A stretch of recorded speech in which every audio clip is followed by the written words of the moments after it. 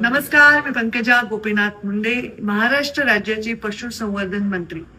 या खात्याच्या मंत्रिपदाचा भार स्वीकारल्यानंतर महाराष्ट्र सरकारने अत्यंत महत्वाची योजना सन्माननीय मुख्यमंत्र्यांच्या मार्गदर्शनाखाली करण्याचा निर्णय या बजेटमध्ये घेतलेला आहे. ही योजना आहे महाराष्ट्र ग्रामीण पशुधन उद्योजक योजना. या योजनेमधून ग्रामीण भागाच्या आर्थिक विकासाला चालना देण्यात येणार आहे.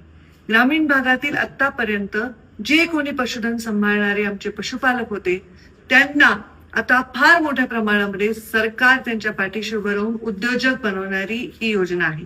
आता ते नुसते उत्पादक राहणार नाहीत तर ते उद्योजक बनणार आहे. यामुळे स्थलांतर रोखलं जाणार आहे. शहरीकरणावर वेगळ्या पद्धतीने सकारात्मक परिणाम होणार आहेत.